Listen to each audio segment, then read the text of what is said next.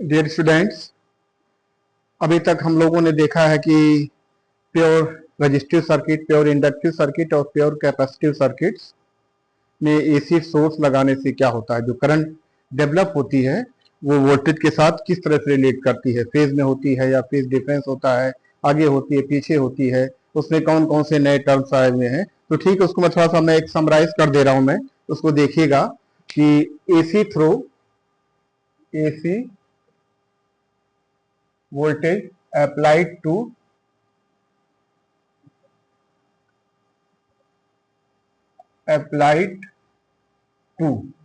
क्या है। हम एक जो तीनों सर्किट एलिमेंट थे आर एल एंड सी, जो प्योर आर था, प्योर आर जो था, आर में देखा आपने, जैसे ये वोल्टेज हमारा था, ये हमारा सर्किट था,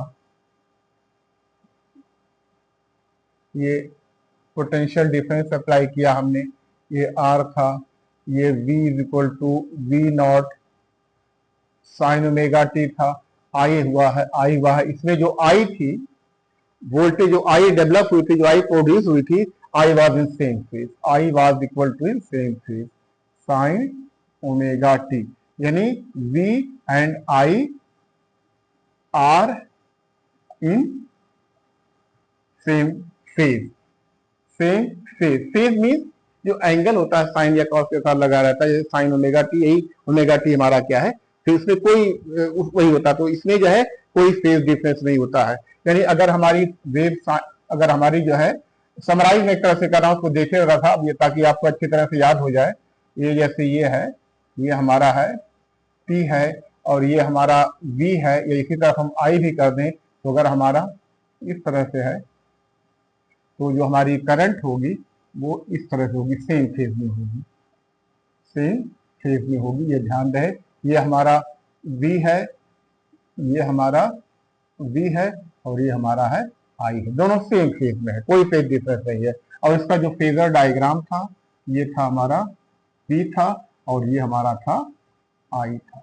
इंस्टेंटेनियस वैल्यू है, ये इंस्टेंटेनियस वैल्यू जो दिखाई गई है, ये हमारा, सॉरी, ये हमको इसको V नॉट मान ले, इसको हम I नॉट मान ले, इस तरह से हम कह सकते हैं ये कि जैसे ये हमारा है, ये है V नॉट है, और ये जो हमारा है I नॉट है, दोनों बिल्कुल सेम फेज में है, कोई फेज डिफरेंस नहीं है। तो एक तरह से समरी है, अगर एसी, अगर कहने मतलब है कि अगर एसी किसी रजिस्टिव सर्किट में फ्लो होती है तो वोल्टेज और करंट के बीच में कोई फेज डिफरेंस नहीं होता है, और कोई फेज डिफरेंस नहीं होता, दोनों बिल्कुल सेम फेज में होते हैं।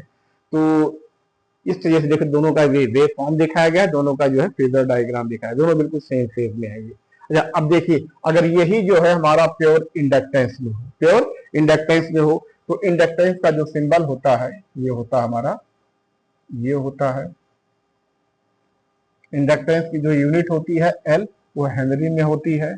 ये वी था, ये V is V naught sine omega T, I था। इसमें जो आई जो डेवलप हुई थी, देखा था आपने, आई जो प्रोड्यूस हुई थी वोल्टेज से 90 डिग्री पीछे थी, यानी I naught sine omega T minus pi by two, यानी I lags the V by 90 degree, यानी आई लैग कर रही थी वोल्टेज से, या कह सकते हैं वोल्टेज लैग कर रही थी, इससे वोल्टेज लीड कर रही थी करंट से 90 डिग्री पर लीड कर रही थी जो है। और इसमें एक नया टर्म आया था जिसको हम बोलते हैं एक्स एल, जिसकी वैल्यू थी 2 पाई एफ एल या ओमेगा एल। इसका नाम था inductive reactance, inductive inductive reactance,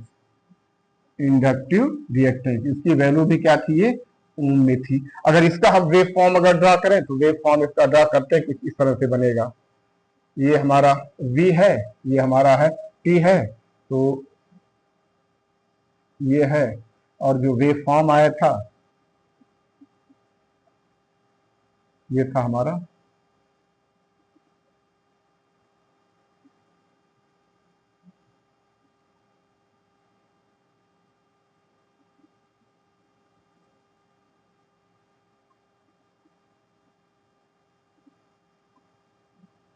ये था हमारा, ये हमारी थी वी थी और ये हमारी क्या थी, आई थी। थोड़ा डायग्राम ठीक से नहीं बना, जल्दी बना रहा हूँ, तो आप ठीक है वेव के फॉर्म में बनाइएगा।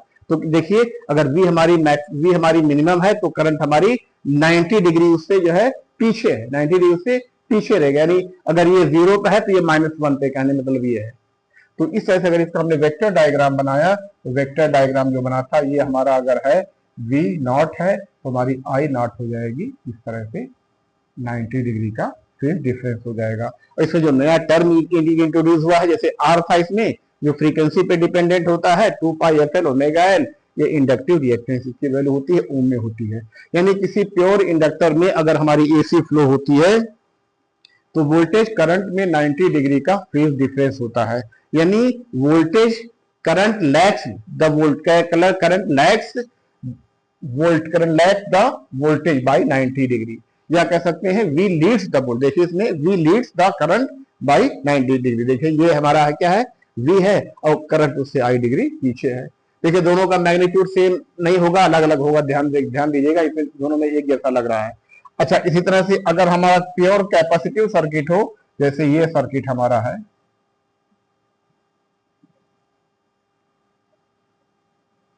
हमारा ये अगर सर्किट है, ये हमारा V is equal to V naught sine omega T, तो इसमें जो आई प्रोड्यूस होगी, तो इसमें जो आई प्रोड्यूस हुई थी वो ये थी I is equal to I naught sine omega T plus 90 degree.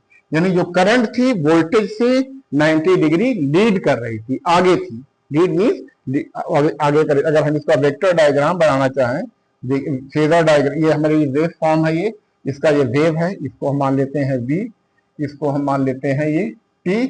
अगर हमारा वोल्टेज हमारा इस तरह से है, इस तरह से है, तो ये देखिए ये हमारी तो वोल्टेज की तो पीक वैल्यू है, ये वोल्टेज की हमारी पीक वैल्यू है, यानी ये वी नॉट है, ये वी नॉट है। तो जो करंट होगी इससे 90 डिग्री पे लीड करेगी, यानी जहां पर ये मिनिमम है यानी 0 है वहां पर ये मैक्सिमम होगी, लेकिन +1 यानी प्लस होगी, 90 डिग्री आगे होगी ये। तो इस तरह से इसका जो वेव फॉर्म आएगा,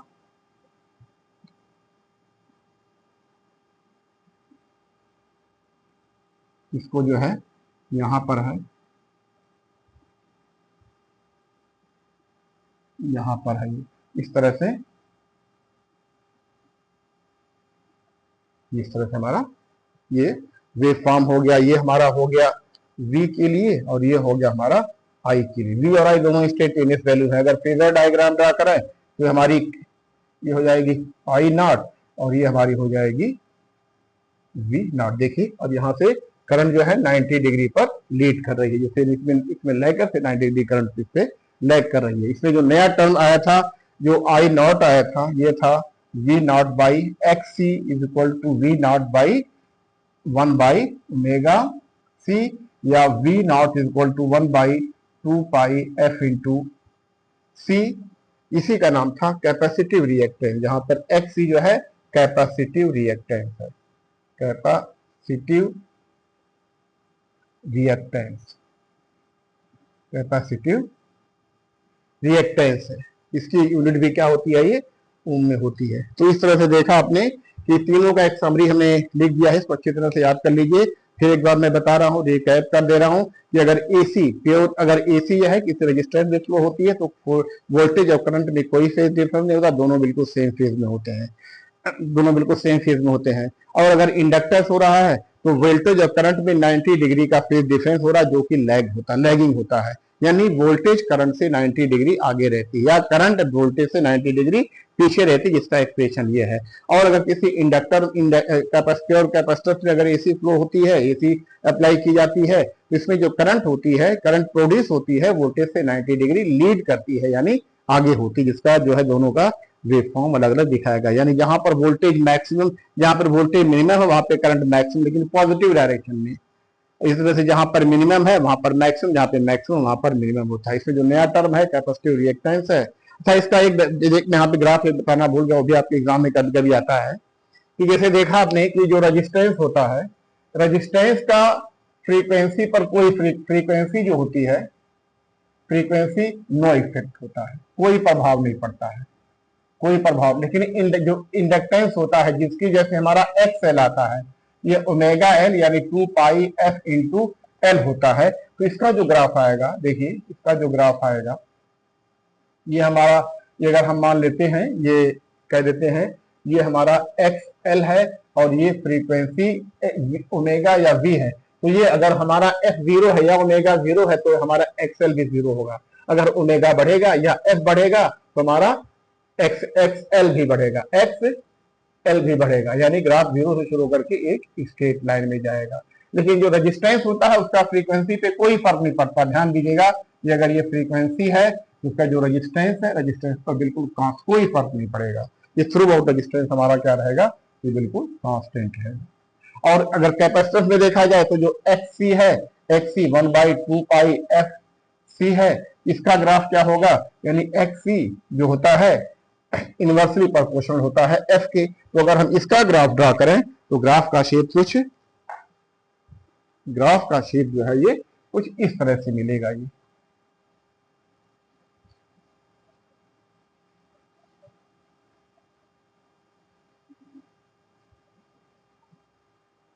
ग्राफ का शेप जो है कुछ इस तरह से मिलेगा। ये है एफ है या ओमेगा है और ये एक्स सी है। तो जब हमारा फ्रीक्वेंसी जीरो है तो एक्स सी हमारा कितना इनफाइनाइट है, और अगर हमारा मैक्सिमम है तो ये मिनिमम होता जाता है। यानी ग्राफ का जो वेरिएशन आएगा वो इस तरह से होगा।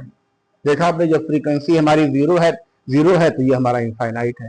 यानी एक तरह से अगर समरी लिखी जाए, मैं यहाँ बना दे रहा हूं, मैं X R X L and X C, तो जो उसका जो ग्राफ होगा, देखिए फ्रीक्वेंसी वर्सेस फ्रीक्वेंसी ओमेगा या फिर एफ, यानी R X L X C versus frequency का ग्राफ ड्रा करें तो ये हमारा हो जाएगा आर इस तरह से रहेगा, आर इस तरह से हो, या ओमेगा है या एफ है।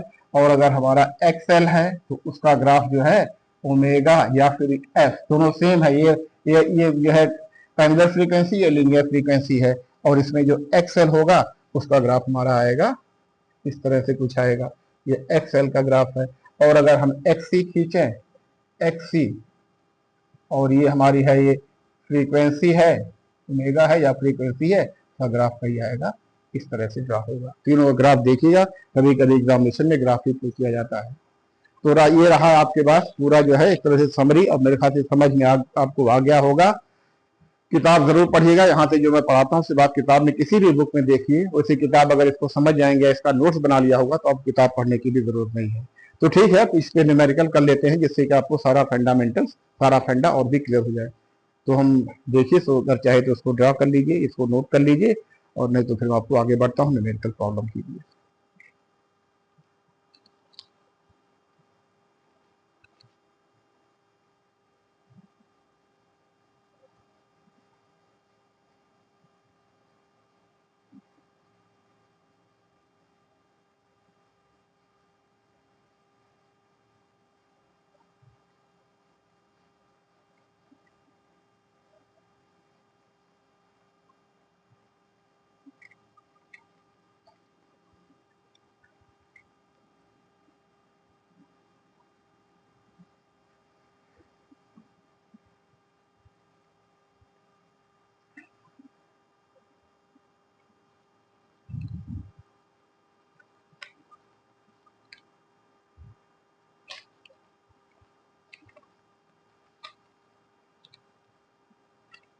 एक क्वेश्चन देखिए, एक जो कैपेसिटिव रिएक्टेंस पर एक क्वेश्चन करा दिया था। अब एक न्यूमेरिकल है जो कुछ इस तरह से है, इसको देखिएगा, खुद सॉल्व करने की कोशिश कीजिएगा। An inductor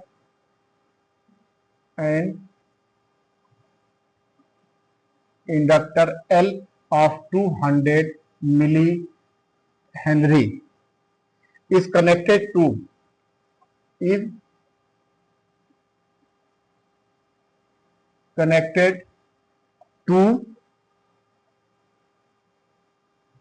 an AC mains of peak voltage यानी ब्रैकेट में वी नॉट कह सकते हैं, peak voltage of 210 volt and 50 hertz frequency 50 hertz की फ्रीक्वेंसी है। तो इसमें क्या करना है, कैलकुलेट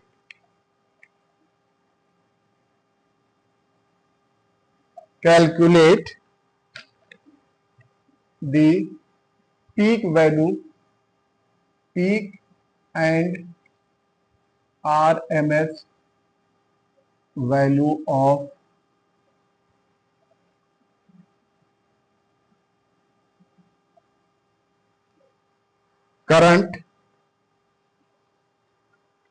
करंट और दूसरा इसी को दिया है what is the instantaneous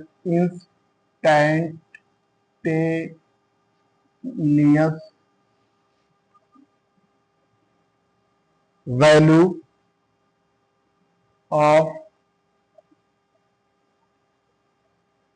voltage to the source, voltage to the source when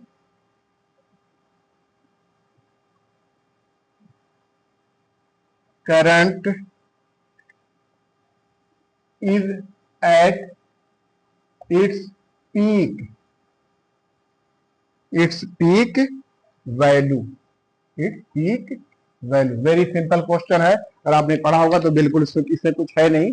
ये दिया हुआ है कि एक इंडक्टर है जिसकी वैल्यू 200 मिली हेनरी है, उसको एक एसी मेंस से कनेक्ट कर दिया गया है। ये देखिए इसमें मेंशन कर दिया है, अगर मेंशन नहीं किया होता तो 210 वोल्ट इसे मेंशन कर दिया कि पीक वैल्यू है, यानी वोल्टेज की वो क्या है, वो पीक वैल्यू है एंड 50 हर्ट्ज की फ्रीक्वेंसी है। तो उसमें कैलकुलेट करना है peak value and RMS value of the current. तो लिखिए कीजिए इसको, सोल्यूशन जिसका होगा ये सोल्यूशन, जैसे देखिए ये इंडक्टर है,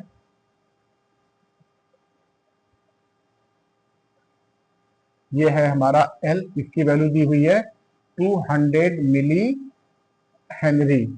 ये हमारा एसी मेंस है जिसमें दिया हुआ है V नॉट दिया हुआ है, V naught is equal to 210 volt और frequency F is equal to 50 hertz है। इसमें बता रहा है कितनी इसमें हमारी करंट जाएगी। तो करंट की हमारी बतानी है, पीक वैल्यू बतानी है और करंट की RMS वैल्यू बतानी है, ये कितना होगा। तो बिल्कुल कर लीजिए।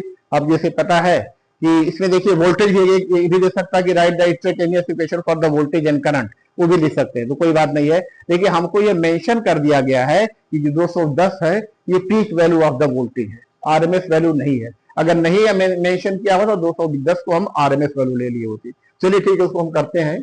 तो हमें आई नॉट निकालना है, यानी आई मैक्सिमम वैल्यू पता करनी है। तो ये हो जाएगी V naught by X L, क्योंकि इंडक्टेंस है इसलिए इसमें इंडक्टिव रिएक्टेंस लेना पड़ेगा।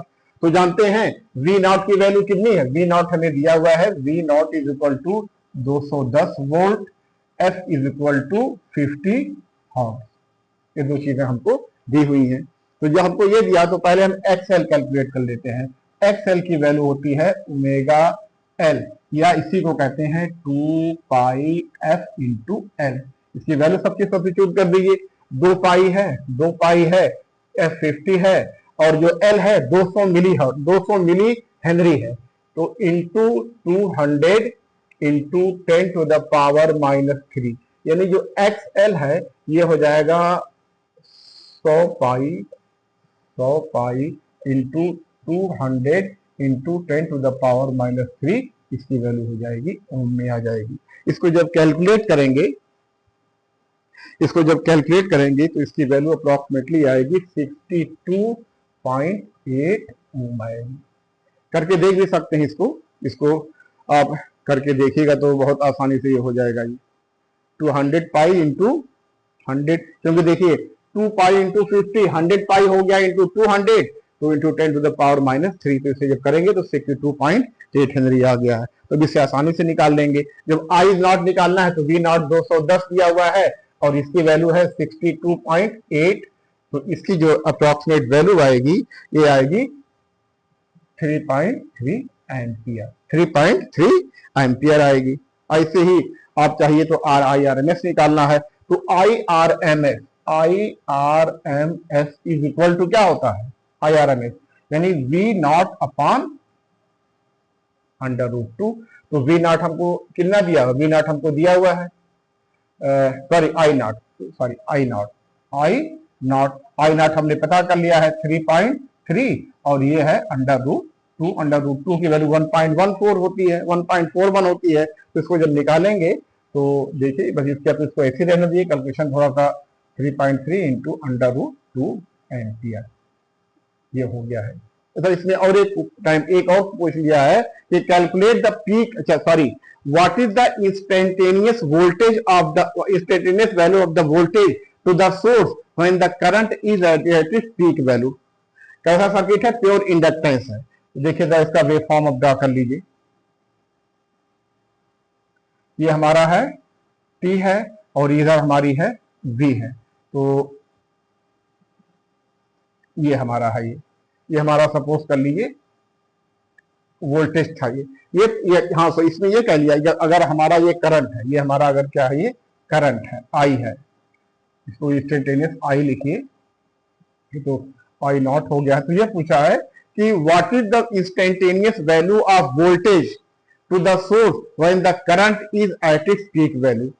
आप जानते हैं कि LC प्योर इंडक्टिव सर्किट में क्या होता है, करंट वोल्टेज से 90 डिग्री पर लैग करती है, करंट 90 डिग्री पर लैग करती है, या वोल्टेज करंट से 90 डिग्री पर लीड करती है। तो ये कह रहा कि जब हमारा voltage to the source when the current, जब करंट हमारा पीक पे है, जब हमारा ये करंट पीक पे है, करंट जो हमारी पीक पे है, तो वोल्टेज हमारी क्या होगी, उस वक्त जीरो होगी, उस वक्त हमारी वोल्टेज क्या होगी, जीरो होगी।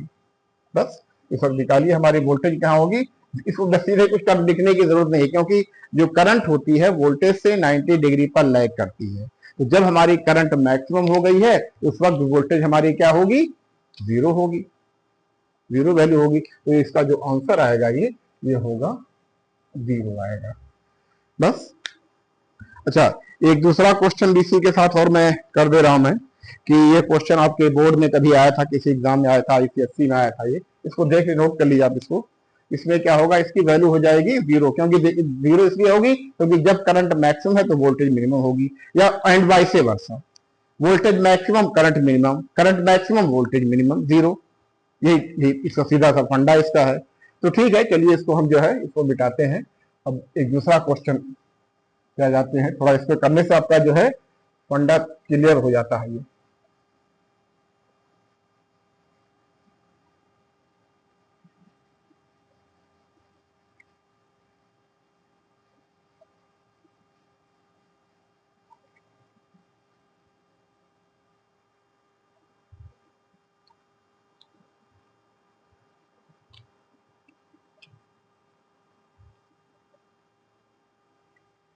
दूसरा क्वेश्चन है, ये 2 है। The electric means the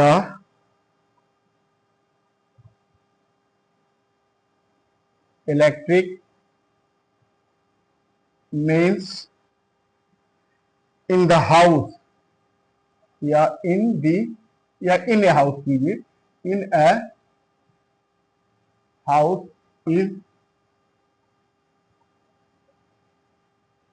mentioned as 200, mentioned as 220 volts, 50 hertz। Write down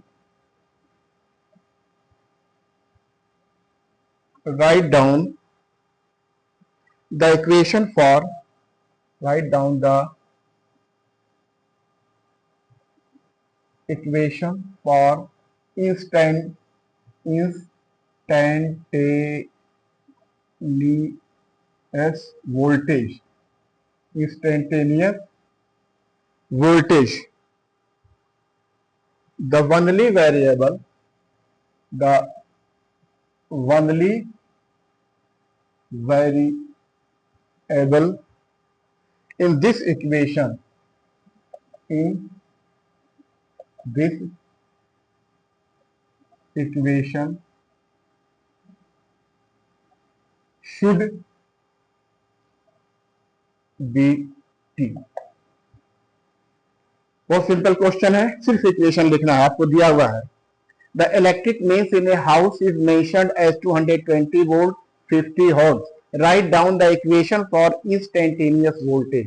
देखिए हाउस होल्ड किसी का है, कोई घर पे है, किसी को ये मेंशन किया हुआ है कि जो हमारी वोल्टेज है 220 वोल्ट है 50 हर्ट्ज। बस इसी के लिए इक्वेशन लिखिए आप। तो जो हमें मेंशन तो किया है लेकिन ये नहीं स्पेसिफाई किया है कि पीक वैल्यू है, मैक्सिमम वैल्यू है, या फिर हमारी आरएमएस वैल्यू है।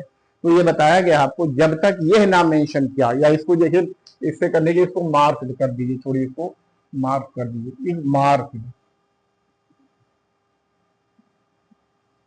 Mark mention. तो अब ये हमें 220 वोल्ट तो मार्क लिखा हुआ उसके, 220 वोल्ट 50 हर्ट्ज है। इसका मतलब कि ये जो 220 वोल्ट है ये हमारी है V R M S, R M S value है। बस ये हो गई है। और फ्रीक्वेंसी हमारी कितनी है, F is equal to 50 hertz है। तो जानते हैं वोल्टेज का जो इक्वेशन होता है, जो वोल्टेज का इक्वेशन होता है ये होता है V is equal to V naught sine omega T. वैसे प्लस माइनस 5 भी लिख सकते हैं, लेकिन इसने कहा कि value variable should be T only. तो ठीक है, इसको अब लिखिए, वी नॉट है, ये वी नॉट की वैल्यू पता कर लेंगे। V naught is equal to कितना दिया हुआ है, तो ये हो जाएगा V R M S into under root 2 है।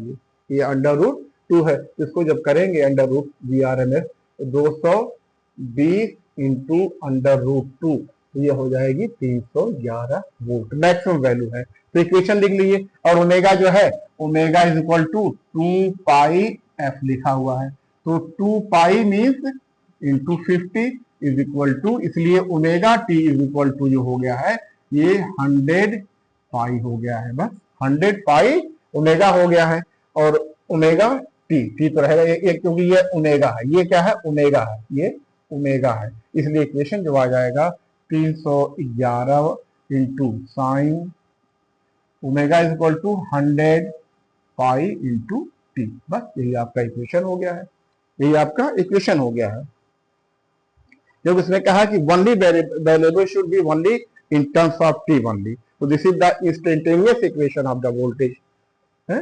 This is the instantaneous voltage, यानी जो वोल्टेज हमारी है आरएमएस 220 है, पीक वैल्यू 311 है, यानी 220 वोल्ट की जो आ रही है आरएमएस वैल्यू वो कभी 311 भी हुई होगी, और प्लस में हुई होगी एक साइकिल में, दूसरे माइनस साइड वाले साइकिल में भी 311 हुई होगी। और जो फ्रीक्वेंसी है 50 हर्ट्ज है, यानी एक सेकंड में 50 साइकिल बने हुए हैं। ये फ्रीक्वेंसी का मतलब ये हुआ, यानी जो ऐसे जो फ्रीक्वेंसी जो बनी हुई है ये है ऐसे करके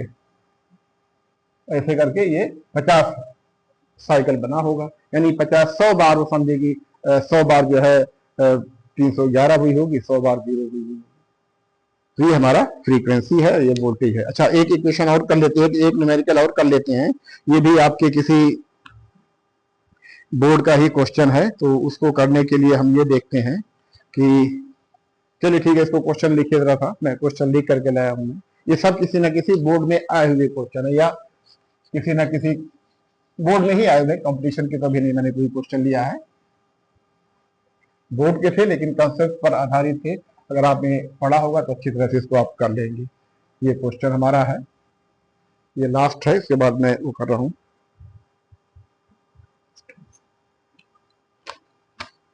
ए resistance of 40 ohm, question 3, A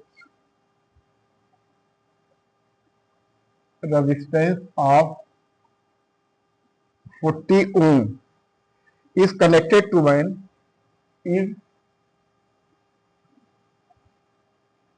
connected to an AC source of 220 volt 50 hertz. Find part A. Find A. The RMS current find the RMS current B,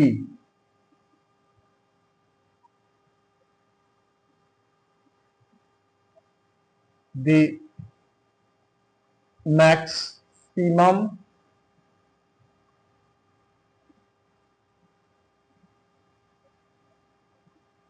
current in resistance, in resistance, in resistance.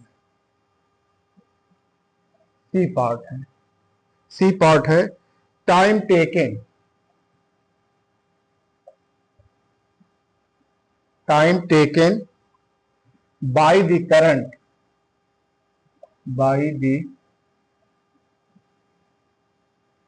current to change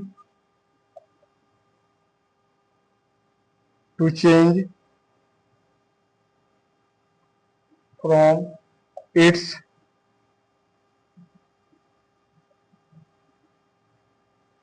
maximum value to RMS value. बस ये question आपका है, इसको कैसे हम solve करेंगे ये इसको देखते हैं। बहुत इजी है, ये प्योर रेजिस्टेंस है, प्योर रेजिस्टेंस का है ये। तो जैसे ये रेजिस्टेंस हमारा है, इसको ऐसे बना लीजिए, ये रेजिस्टेंस है, ये AC सोर्स है, AC सोर्स है, ये है 220 वोल्ट और ये 50 हर्ट्ज की फ्रीक्वेंसी है। R जो है ये 40 ओम का रेजिस्टेंस है। इसमें बताना है कितनी करंट जा रही है। वोल्टेज इक्वेशन नहीं लिखा हुआ है, अगर आप इक्वेशन लिखने कह दे तो आप बिल्कुल बहुत आसानी से लिख सकते हैं, करंट का भी लिख सकते हैं। सपोज के लिए इसी में कह दें कि right the equation for the current, चलिए उसको भी देख लेंगे हम ये। अब चलिए, हमने मेंशन नहीं किया 220 वोल्ट क्या है, तो जो हमारी RMS है, VRMS है, ये 220 वोल्ट है।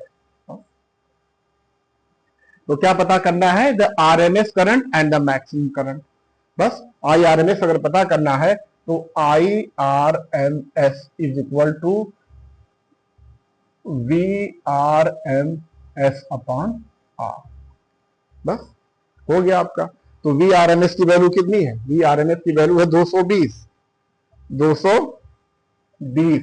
R की वैल्यू कितनी है 40 ओम, तो कितनी इसकी वैल्यू आ गई 4, यानी ये आई करीब 5.5 एम्पियर, 5.5 एम्पियर। ये IRMS है, IRMS है।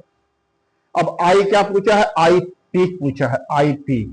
I पीक निकालने के लिए एक बस फार्मूला है, जानते हैं कि √2 इंटू IRMS, ये जानते हैं क्योंकि IRMS जो होती है, IRMS जो होती है I नॉट अपॉन √2 होती है, इसलिए I नॉट is equal to √2 into IRMS। तो आपने √2 निकाला है, यह √2 है और ये IRMS की वैल्यू कितनी है 5.5, तो इसकी जो अप्रोक्सीमेट वैल्यू आएगी 7.8 एम्पियर आएगी। ये हो गई I पीक हो गई, यानी IRMS हमारी 5.5 और I नॉट की वैल्यू कितनी है 7.8 एम्पियर है ये। अच्छा, अब तीसरा पार्ट पूछा है, time taken by the current to change from its maximum value to RMS value. ध्यान दीजिएगा कि time taken by the current to change from its maximum value to RMS value. जिसका पहले वेव फॉर्म ड्रा कर लीजिए, wave form, चलिए ये है, ये हमारा है T है और ये अगर हम इसको मान लेते हैं I, तो इसका जो ग्राफ होगा, एक हम एक साइकिल से बना रहे हैं, ये है हमारा I है, ये I हमारा ये है, ये है और ये है। तो ये कह रहा है कि time taken by the current to change from its maximum value to RMS value. देखिए जो IRMS होती है, ये होती है I नॉट बाई √2 होती है। तो अब आई नॉट जो आई आरएमएस आई नॉट से अंडर रूट 2 टाइम हो सकती है, तो ये दोनों तरफ इसकी आरएमएस हो सकती है, यानी यहां पर भी हो सकती है और यहां पर भी हो सकती है, यानी ये भी हो सकती है आई आर एम एस और ये आई नॉट है। ठीक है, चलिए तो करते, कोई बात नहीं, बहुत आसान है, आसानी से जाएगा, थोड़ा सा इसमें दिमाग लगाएंगे। तो देखिए ये जैसे टाइम है तो इसको यहां से यहां तक जैसे लिख सकते हैं, ये t/2 था और यहां से यहां तक जो टाइम था ये t/4 था, t/4 था और यहां से यहां तक जो टाइम हमारा था वो t था, इसको मेंशन कर देते हैं t था। चलिए ये हमें कह दिया कि time taken by the current to change from its maximum value to RMS value. देखिए आई आरएमएस यानी पॉइंट जो आ रहा है, तो आई आरएमएस जो है जो होती कितना 0.707 आई नॉट पे होती, अब इधर भी होती 0.707 आई नॉट पे होती, यानी दोनों तरफ होती, यानी इधर भी होती इधर भी होती, लेकिन इधर है 0 से लेकर के मैक्सिमम होती, तब आरएमएस होती। लेकिन दूसरा क्या है कि पीक से यानी मैक्सिमम वैल्यू से आरएमएस वैल्यू पहुंचने में कितना टाइम लगेगा। तो यहां देखिए इस पे जो एंगल होता है t/4 का एंगल कितना होगा, ये π/2 होगा, π/2 होगा, क्योंकि t के लिए जो एंगल बनता है, जो t के लिए जो कंप्लीट एंगल बनता है वो 2π के लिए बनता है, और t/4 के लिए कितना बनता है, π/2 बनता है, π/2 बनता है, π/2 यानी 90 डिग्री का एंगल बनता है। चलिए ठीक, कोई बात नहीं, π/2 मीन्स 90। तो हम चलिए इसको देखते हैं। तो जो हमारी जब करंट हमारी थी यहाँ पर थी, पीक पे थी, मान लीजिए पीक पे थी हमारी, क्योंकि ये दिया है कि मैक्सिमम से from maximum to RMS value, ये मैक्सिमम ये थी, ये हमारी मैक्सिमम थी, मैक्सिमम थी, और ये मान लीजिए हमारी क्या है, आरएमएस है। तो मैक्सिमम जो हमारी थी तो आई बराबर जो थी मैक्सिमम जो हमारी थी, तो आई जैसे है I R naught sine omega T, I जब थी मैक्सिमम पे थी, यानी मैक्सिमम पे कब रही होगी, I is equal to I naught sine omega t1, मान लिए कि टाइम जो था ये t1 था। तो अब देखते हैं, अब ये दोनों कट जाएगा, फिर आपका बचेगा कितना, sine omega t1 is equal to 1 बचेगा। इसका मतलब कि omega t1 is equal to π/2 means 90 degree, π/2 means 90 degree. ठीक है, यानी π/t1 पे हमारी करंट क्या थी, मैक्सिमम थी। अब मैक्सिमम हो रही है आरएमएस, मैक्सिमम के बाद फिर आरएमएस पे आ रही है, तो उस केस में जो हमारा होगा, मान लीजिए टाइम हमारा था वो t2 था। तो अब देखते हैं क्या हो रहा है, इसको हम मिटा रहे हैं।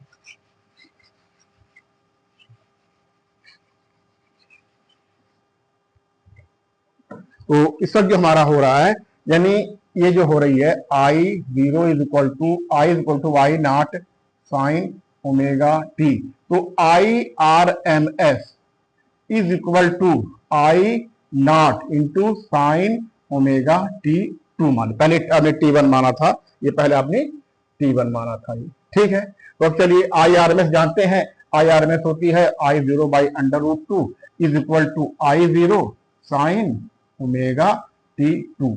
तो देखिए आई नॉट कट गया, फिर sine omega t2 is equal to 1/√2, यानी जैसे होता है साइन, अब जानते हैं कि sine theta is equal to 1/√2, तो theta is equal to 45 degree या π/4 डिग्री है। लेकिन ये अगर हमारा 0 से मैक्सिमम तक के बेस पूछा होता तब तो हमारा π/4 हो जाता, लेकिन अब हमारा किसके बाद पूछा है, मैक्सिमम से आरएमएस आने में, फ्रॉम मैक्सिमम, ये पूछा है मैक्सिमम से आरएमएस आने में। तो जो एंगल होगा ओमेगा t2 ये हो जाएगा π/2, सॉरी π/, कितना है ये, π/2 से लेकर के ये हो जाएगा ये प्लस π/4, यानी 3π/4 हो गया। बस आया समझ, नहीं समझ आया भाई। अब हमसे अगर पूछा होता 0 से मैक्सिमम तो सिंपली π/4 लिख देते हम, हो जाता, लेकिन मैक्सिमम से आरएमएस पूछा है, इसमें π/2 ऐड करना पड़ेगा, क्योंकि यहाँ पर एंगल π/2 था, यहाँ पर कुछ एंगल रहा होगा, तो एंगल π/4 है। ये एंगल कितना है, ये π/4 है, तो इन दोनों का सम लेना है। तो अब देखिए हमारे पास जो दो इक्वेशन बने हुए हैं, एक तो क्या है, ये omega T1 is equal to π/2 और 3π/4 पर जो हमारा जो ये एंगल ये है 3π/4 है, 3π/4 है। अच्छा, ये जो है ओमेगा, जब हमारा साइन 1/√t है, तो हमारा जो ओमेगा T2 जो है ये हो जाएगा π/2 हो सकता है या 3π/4 भी हो सकता है, दोनों पर हो सकता है, ध्यान दीजिएगा इसको जरा सा। तो अब देखिए क्या करना है, दोनों को माइनस कर लीजिए, यानी अब इसमें पूछा दोनों पर माइनस किया, हमें T1 T2 हमें टाइम पूछा है, यानी T1 से T2 जाने में कितना टाइम लगा है, तो इसको जब डिफरेंस करेंगे तो omega T2 minus omega T1 is equal to 3π/4 minus sorry ये माइनस कितना हो जाएगा, कितने पर आया, ये π/4 है, ओमेगा T1 π/2 आया है, π/2 आया है। तो इन दोनों को करके देखिए, तो जब इन दोनों करेंगे, जिस दोनों का जो डिफरेंस आएगा, ये आएगा हमारा π/4 आएगा, कितना आएगा, ये π/4 आएगा। अब हमें टाइम पूछा है, कितना टाइम लगेगा, तो अब देखिए ये omega T2 minus omega T1 is equal to π/4 है ये।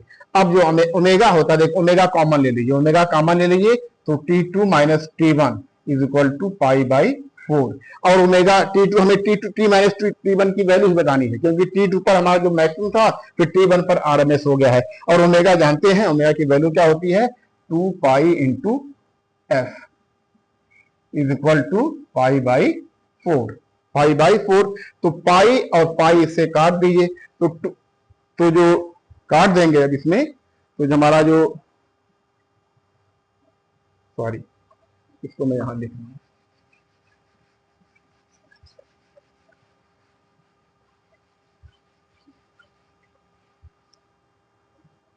यानी omega T2 minus T1 is equal to π/4, तो omega is equal to 2π/T into T2 minus T1 is equal to π/4। इस पाई को इस पाई से काट दीजिए, तो 2T2 minus T1 2T/T is equal to 4, pi is equal to 1/4 आया है। तो अब देखिए t की वैल्यू हमें दी हुई है, t की जानते हैं, t is equal to 1/f यानी 1/50 होती है।